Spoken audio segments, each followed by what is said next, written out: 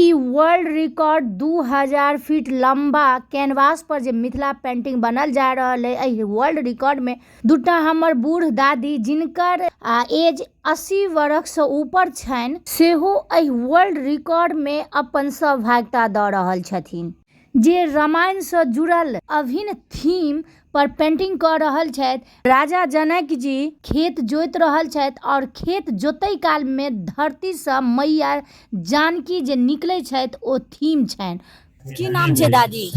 लालो देवी। कतऽ से एलियै? जितवारपुर से। कते दिन से पेंटिंग करै छियै? 30 साल 40 साल से कते? 30 साल से 30 साल से। हाँ, किछु ने बेर बना के जकरे देलिए जा लेलक। आई बुझल है वर्ल्ड रिकॉर्ड होवे जा रहल छै, पूरे दुनिया में जे छै से रिकॉर्ड बनल जा रहल छै। बन कथी हेतै, आब हम सब 4 आना छी त आब की सब। लेकिन एगो ई वर्ल्ड रिकॉर्ड में नाम अहू के नामित हेतै। हाँ। नीक लागे या?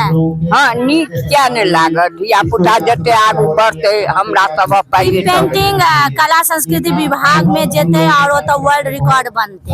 हाँ, एकटा इहत ना हर खबर बनते तो में एगो नामित हेतै जे हां ई सब बना रहल छलखिन। हाँ, बहुत दिन से बनबे। देखियो ई 2000 फीट लंबा पेंटिंग में उम्र कोनो निश्चित नहीं छलैया आ बच्चा से ल के बूढ़ तक एमे सहभागिता लेलखिन और देख सके छी हमरा लागे एई थीम में हम जखन एलिया त एई में हमरा दाई सब देखेले था। की नाम छे? हीरा देवी।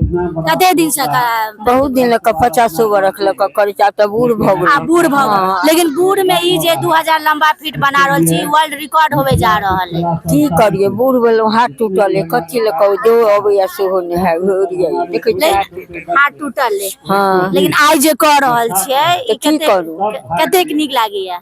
अहाँ सबके नीक लगैया? हाँ, हमरा तो बहुत नीक लागला त जते बच्चा छै अपन काज अपना नीक लगै छै, लोग के नहीं लगै छै, 10 नीक कहै छै तहन नीक। हमरा तो बहुत नीक लागल है। हम जे खबर बनबलिया अहाँ के देखलहुं त हम रुक गेलहुं है। अहाँ के हम अपन प्रशंसा क लेते से नहीं है, अहाँ सबके नजर में नीक लागत त सबटा नीक छै।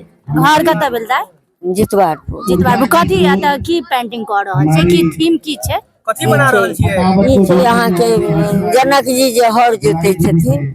अच्छा, हर जोटे छथिन आ माता जानकी जे हाँ हाँ, हुनकर जे टोकरी निकलै छनि। हाँ हाँ हाँ।